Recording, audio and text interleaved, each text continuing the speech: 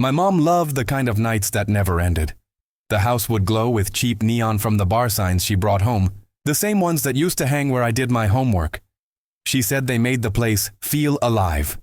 I used to think that meant loud enough to drown me out. Some kids fall asleep to bedtime stories.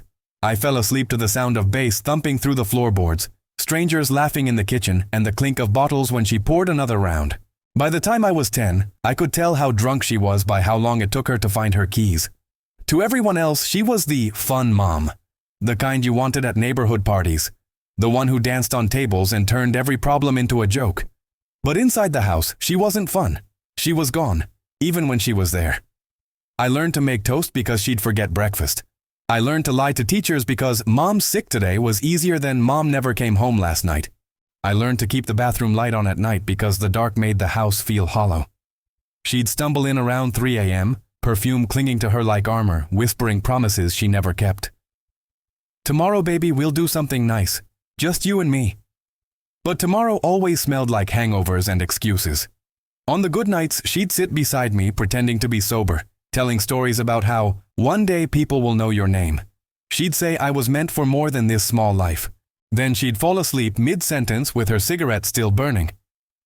I used to think she meant it. I used to believe that deep down, she wanted to be better.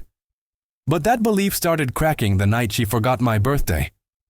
I remember sitting at the table, one candle stabbed into a stale cupcake from the gas station. I'd saved it myself, counting coins I kept in a jar. Midnight came and went, and she didn't walk through the door. Her phone went straight to voicemail. The wax burned down, sank into the frosting, and I whispered, "Make a wish," before blowing it out alone. The next morning, she stumbled in wearing someone else's jacket and sunglasses, acting surprised like I'd pulled a prank on her. "Oh no, was that today?" she said, fake smile wide enough to hide the guilt. "We'll celebrate later, I promise." Later never came. A week later, she posted a photo online, her and some friends holding glasses high, captioned, "Here's to being a mom who never forgets to live." That's when something inside me changed. Not overnight, not in a sudden burst of anger, but slowly, steadily. The way sunlight fades out of a room when a storm rolls in. I stopped waiting up, stopped asking for promises I knew she'd break, stopped believing the word love meant what she said it did. I started taking pictures too, not smiling, not faking it, just small moments of truth. Empty plates. The clock at 2 a.m. The door she forgot to lock again. I stored them on a hidden drive labeled evidence. I didn't know what I'd do with them yet. But someday I wanted the world to see the kind of mother behind that fake screen full of filters and wine glasses. Because maybe if people saw those pictures, they'd stop calling her fun. And they'd start calling her what she really was. Absent. And if growing up meant anything, it meant one day I'd stop being the invisible boy in the background of her life, and let the truth take center stage. Years don't move the same way in a house like that. You don't feel them passing. You just notice the little changes that tell you how long you've been invisible. The ashtray filling quicker, the lipstick stains moving from one kind of glass to another, the laughter coming from her phone instead of the kitchen. By the time I was 14, I'd mastered the art of blending in. I was the quiet shadow in the photos she never meant to take, a blur in the background while she posed for her followers, tagging pictures with captions like, "Single mom grind but still glowing." Funny thing was, the glow wasn't real. It came from ring lights and filters. The house behind her camera always looked perfect, clean countertop cropped from the one buried in dishes, sunlight angles that hid the empty bottles in the sink. I used to watch her scroll through post after post like she was rehearsing a life we'd never lived. I started seeing patterns. The moments she smiled most online were the same nights she came home crying in real life. There was this strange rhythm to it, an applause loop playing for a crowd that couldn't see how broken the stage really was. At school, I didn't talk much about her. I learned early that pity sticks harder than truth. When teachers asked who signed my forms, I forged her signature, shaky at first, then confident. By 9th grade, it might as well have been its own language. The world saw her as Ella, the brave mom, Ella the survivor, Ella raising her son alone and looking fabulous while doing it. There were times she'd shove her phone in my face, showing me comments from strangers. "Look at this one," she'd beam, pointing to a message that said, "You're such an inspiration." I'd look at her and think, inspiration for what? For leaving your kid to microwave dinner every night? For missing every school meeting, every award, every scraped knee. But I never said a word. Silence became my rebellion, small and quiet, but sharper than shouting. Still, I kept watching her feed grow, the lies stacking like layers of makeup, each post more polished than the last. I started saving them, screenshots, dates, captions. I didn't know why. Maybe because a part of me needed to prove I hadn't imagined it. That somewhere between hashtags and happy quotes, truth had been replaced by performance. The night everything started to shift, she'd thrown a small house party. Small by her standards meant music shaking the windows and a dozen strangers pretending they knew her better than I did. I stayed in my room, headphones on, pretending to study while the noise below me blurred into chaos. Around midnight, my door creaked open. She stumbled in, giggling, camera in hand. "Smile, baby," she slurred, half lit by the phone flash. "We never take pictures anymore." I turned my head away. "I don't want to be in it." "Oh, come on," she said, snapping anyway. "I need something real for once." Real. That word broke something in me. The next morning she posted it. Cropped me out, of course. Just her, perfect and carefree, smiling under a caption that read, "Home is where the heart is." I sat at the kitchen table staring at her screen while she sipped orange juice like nothing happened. "You cropped me out," I said quietly. She didn't look up. The picture wasn't balanced. That was the moment I realized I didn't exist in her story unless she could edit me into something flattering. So I started writing my own version. Not a diary, no feelings, no why me's, just facts. Every broken promise, every missed birthday, every night she traded being a mother for being a brand. I called the folder Still Life because that's what our house felt like. Still, but not living. Over time, collecting her lies became a kind of control. Proof that when she smiled for the world, I'd be the one to remember what it cost. I'd stay up late scrolling through her posts, counting how many times she used the word blessed, then looking around our house where the blessing was nowhere to be found. Maybe it wasn't noble, what I was doing. Maybe it was petty. But the truth was simple. I didn't want her attention anymore.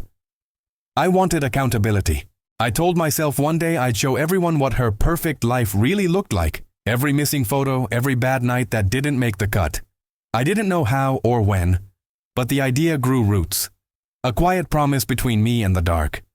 She'd taught me how to disappear, but she'd also taught me something else. People always believe the story they see the most, and I was going to make sure they saw mine, even if I had to burn hers down to reveal it. By 17, I'd stopped asking her to come home early. I stopped waiting altogether. When people asked where my mom was, I'd say, "Working," and they'd nod like they understood. But working for her meant late-night club appearances, Instagram sponsorships, and networking dinners that lasted until sunrise. By then, her social media had become its own galaxy, all flashing lights and smiles. She had tens of thousands of followers who called her brave, dreamed of being her, and commented things like, "Mom goals. Mom goals." If only they could see the kitchen at 2 a.m., lit by an open fridge because power had been cut for the third time that month. If only they could see her stumbling through the front door with glitter in her hair, stumbling over promises that clung to her breath like a bad perfume. Her favorite word online was authentic. She loved hashtags like Ochio's real life mom and Ochio's unapologetic. One night I came downstairs quietly while she was live streaming to her followers. Her backdrop was perfect. Candles lit, counter spotless, wine glass full.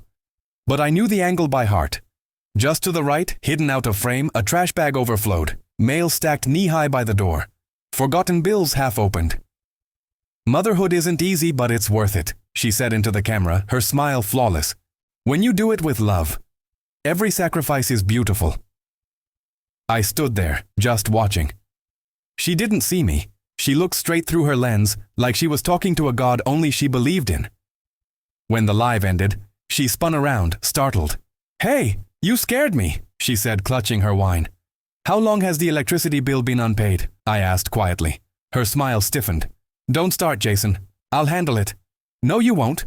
You'll post a picture of a candlelit dinner and tell people the lights were out for the vibe." Her lips tightened.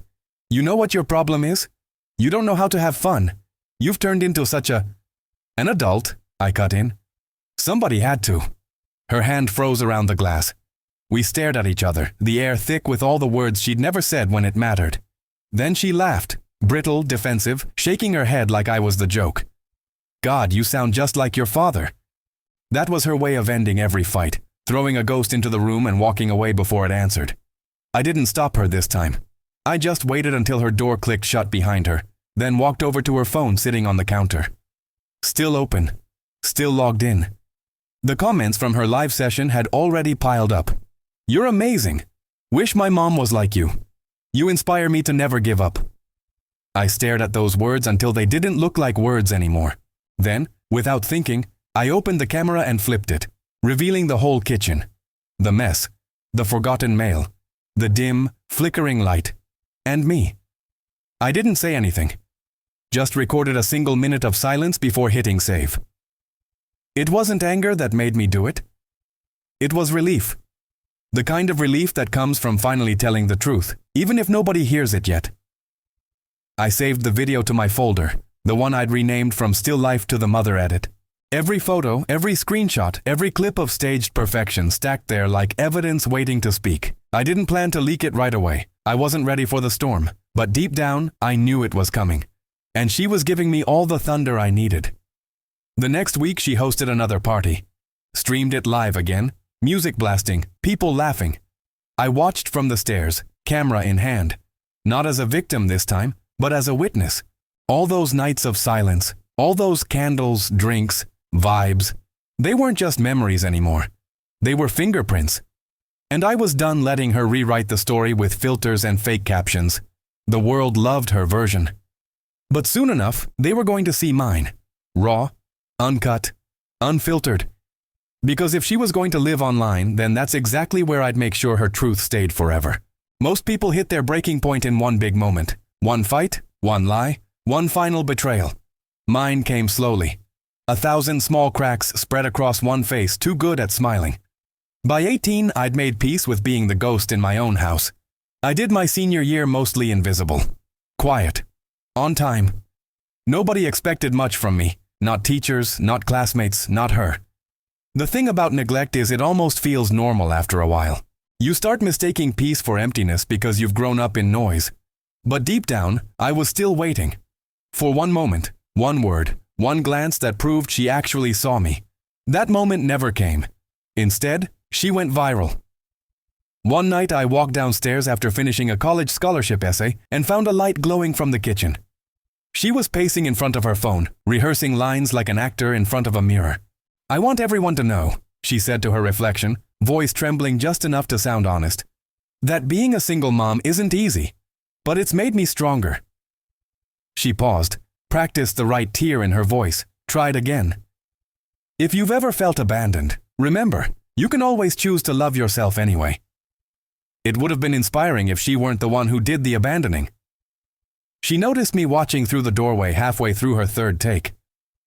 Jason, she said, bright voice snapping into character. Come say hi to everyone. I blinked. You're live right now. Almost. She grinned, placing a hand on my shoulder. Her perfume burned my throat. They love when I bring you in, sweetie. It's good for engagement. Let's get one of those mom-son moments, huh? I shrugged her hand off. You want a moment? How about the truth? Her smile faltered. What's that supposed to mean? Maybe tell them where you really are right now, I said, my voice steady. That this isn't your home. It's a rental you booked for 2 hours because the lighting was aesthetic. Or that the wine in the background's not yours because you can't afford it since you spent our rent on new followers. Her expression hardened, the kind that meant she was still thinking about the camera. You don't understand the world I live in, she hissed. Oh, I understand just fine. It's the one where lies get likes. She glared at me, eyes glassy. You think you're better than me. Everything I've done for you. For me? I laughed. You've never done anything with me, let alone for me. That was the last straw for both of us. She turned her back, wiping off the faint tears that had started showing. Get out of my frame, Jason. You're ruining everything. I walked out. But I didn't go far. I stood just around the corner, listening as she went live. Her voice softened, vulnerable again. Hey everyone. Sorry for the noise. My son's just going through some things. Teenagers, right? She laughed lightly, that same practiced perfect sound. Anyway, tonight I want to talk about how gratitude and faith got me through my dark times. Dark times. Those words did something to me. I went upstairs, opened the folder on my computer labeled The Mother Edit, and scrolled through years of files, hundreds of pictures, quiet videos, screenshots, and captions that didn't match reality. I picked one at random, her smiling with a glass of champagne under the caption, "Finally celebrating stability." Then flipped through the text messages from that same night. My messages? My calls. "Mom, the landlord says we're out if you don't pay rent tomorrow." No replies. The more I scrolled, the more my anger changed shape. It wasn't shouting or bitterness anymore. It was precision. A lifetime of silence condensed into focus. I started piecing clips together. Her live streams. The apartment as it really looked. Her forgotten birthday promises. My own quiet recordings. Her sleeping through mornings. Her shouting through nights. I didn't need narration. The truth spoke fine without me. For 2 weeks, I didn't post it. I just edited, every cut sharper than the last. It didn't feel like revenge at first. Not really. It felt like proof, like validation that the story was real and the world had been wrong. But the more the video came together, the more I realized what it really was. Not just proof of what she'd done, but of what I'd survived. Then came the night the power went out again. Bills piled by the door, candles flickering low.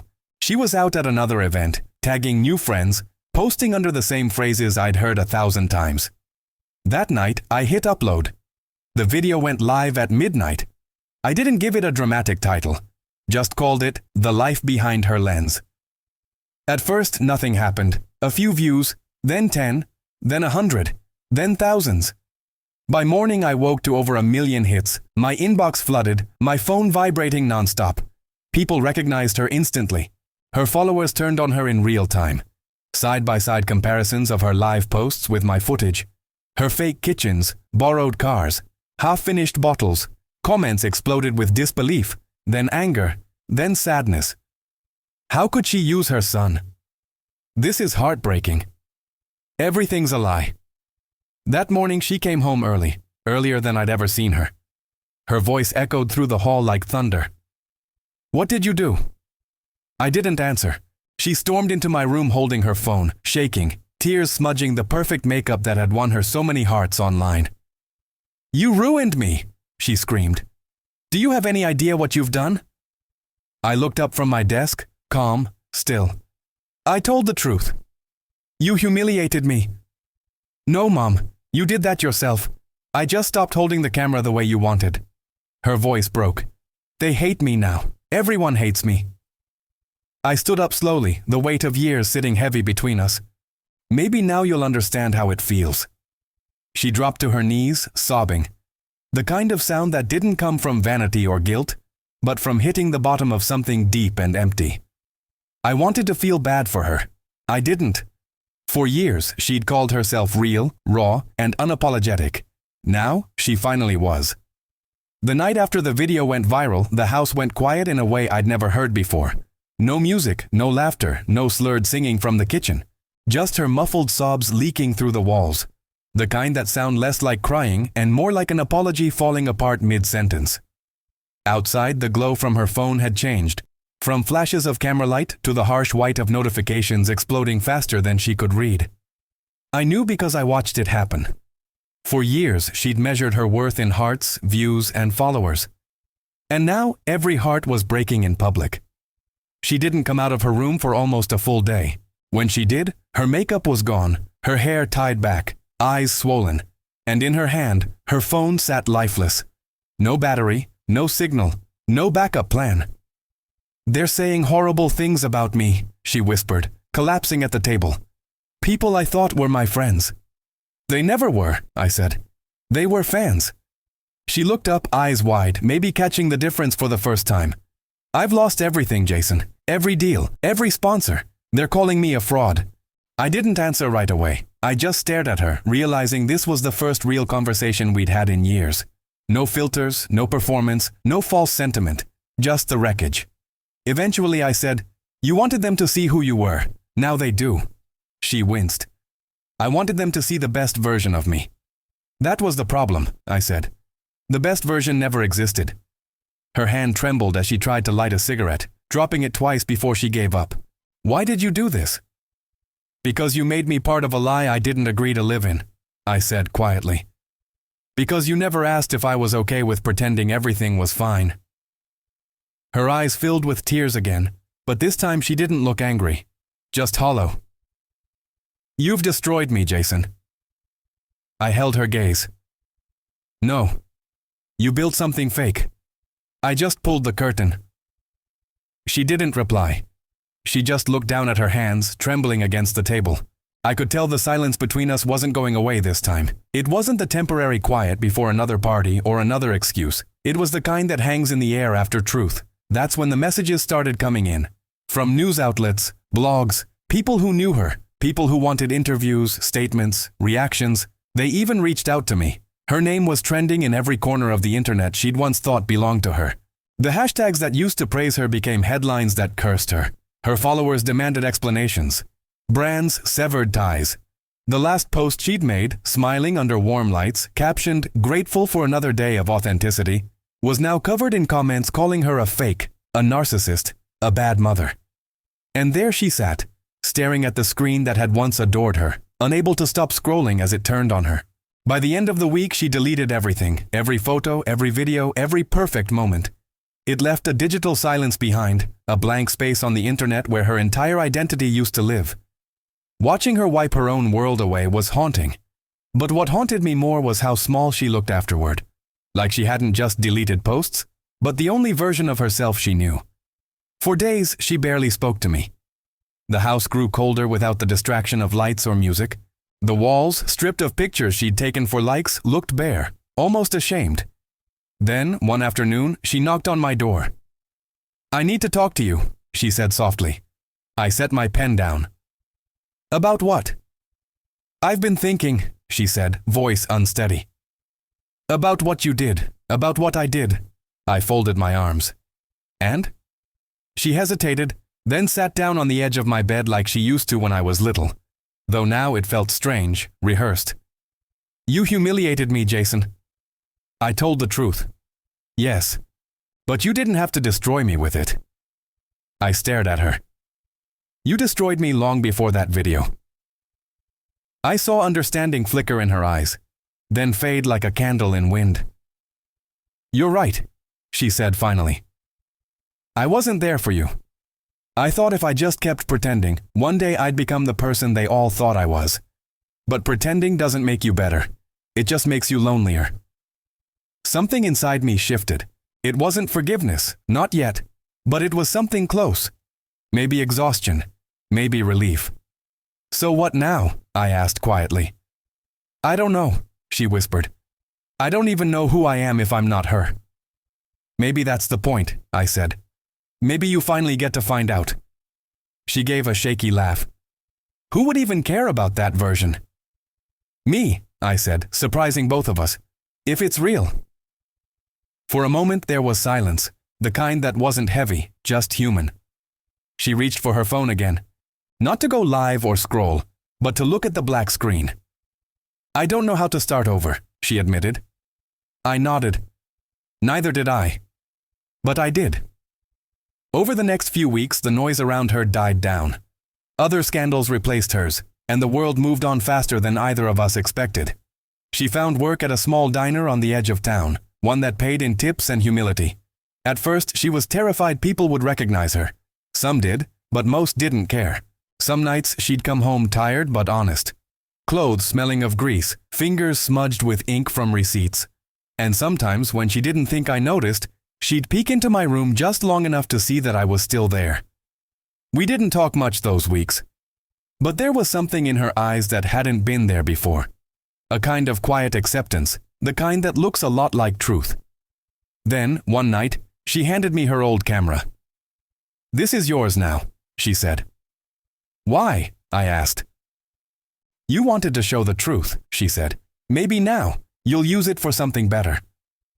I turned the camera over in my hands. The battery was dying, but the lens still worked perfectly.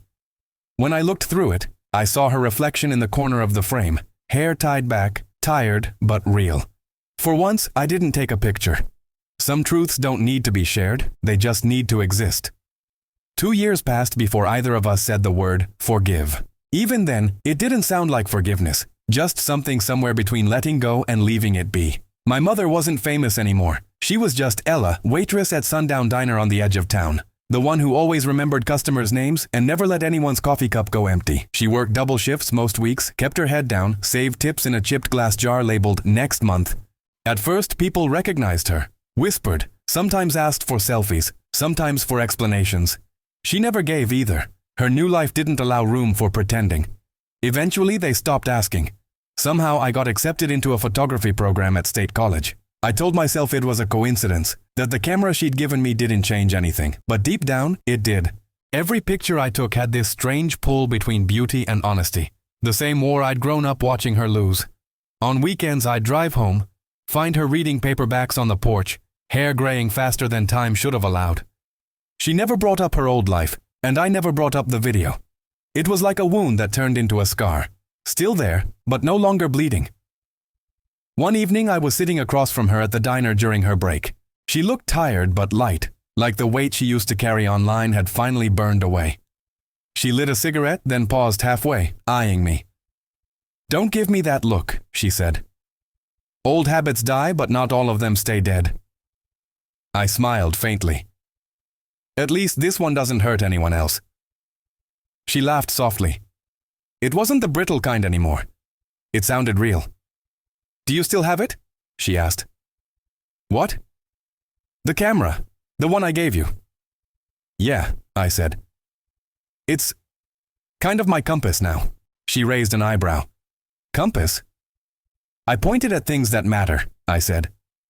"That way, I don't forget what real looks like." "Have you ever pointed it at me?" The question caught me off guard. I shook my head.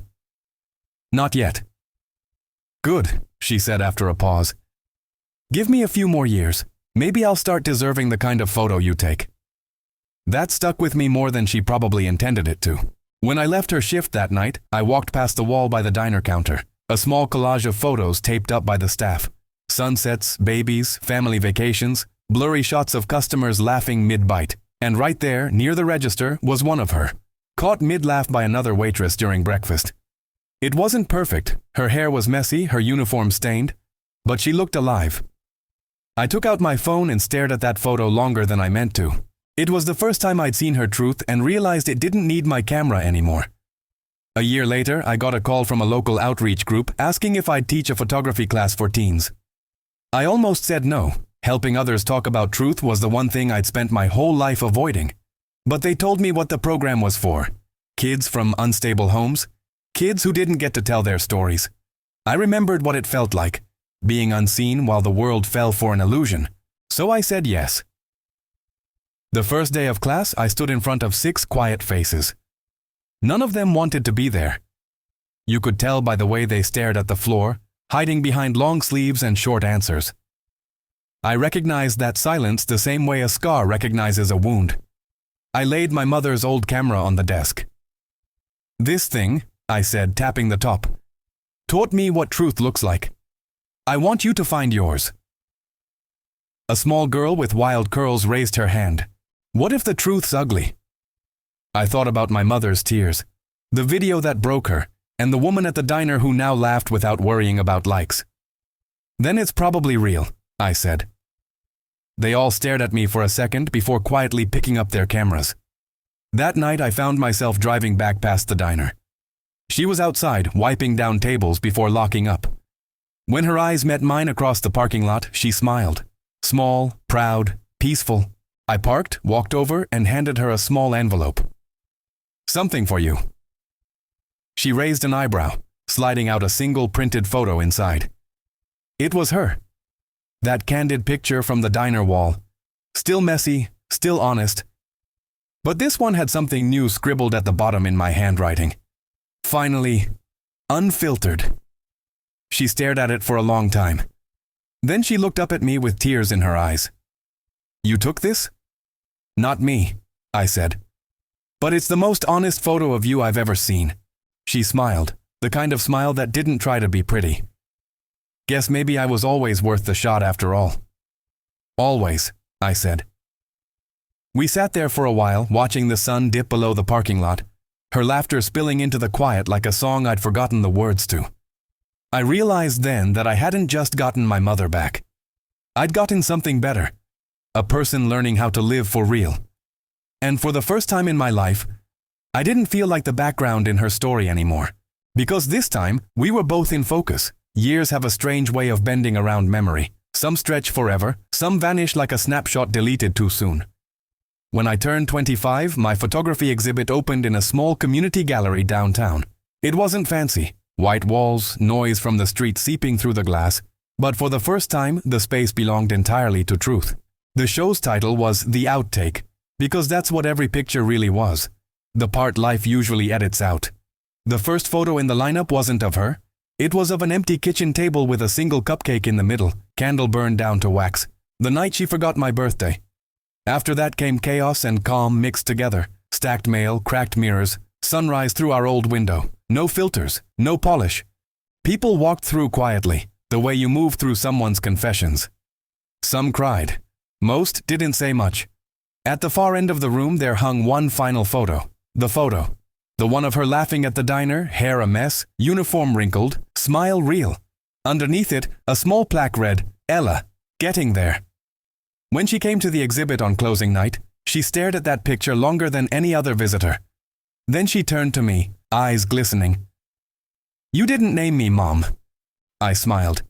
You stopped needing that title the day you earned a real one. You. She let out a shaky breath that turned into a laugh. Guess I can live with that. She walked through the rest quietly, tracing frames with her fingertips, seeing years reflected back at her, the truth she'd run from, and the son who refused to let it die. But there was no tension now, no guilt hovering between us, just recognition. That night, after everyone left, we sat on the gallery floor eating leftover appetizers from toothpicks, like we were celebrating something sacred. I used to think love was big moments, she said. Stages, spotlights. But it's really just someone staying when they don't have to. I stayed, I said softly. She nodded, tears glinting. And I finally showed up. The city outside buzzed with new noise, different from the kind I grew up with. Softer, brighter, free. Before we turned off the lights, I took a final picture. Not for the exhibit, not for anyone else, just for me. The two of us sitting there under our own story, framed in truth, neither of us pretending. That photo never went online, it never will. Some things deserve to stay unshared. A few months later, I got a message from one of my students, that girl with the wild curls. She wrote, I took pictures of my mom today. They're not perfect, but she smiled for real this time. I sat reading it beneath a quiet lamp, the same one that used to light my desk when all the house's other bulbs had burned out. I smiled, almost hearing my mom's laugh from that diner in the distance, messy, flawed, and alive. That night, I opened the folder on my computer once called The Mother Edit. It still existed, buried deep under layers of new projects. I didn't delete it, I renamed it again. The Archive of Real. Because forgiveness isn't about erasing the evidence, it's about accepting the story, cracks and all. I closed the laptop and looked out the window just in time to catch the neon reflection from the diner sign flicker across my camera lens. For a second, I saw her there, middle-aged, apron on, laughing with someone over coffee. And this time, every part of me smiled too. The world she built online was long gone. But what rose in its place was something no filter could ever capture. A mother, a son. Two imperfect people finally learning how to live in focus. And as the night stretched quiet and full outside my window, I whispered the same words that used to end all her live streams. Only this time, they finally meant something. Thanks for watching. This one's real.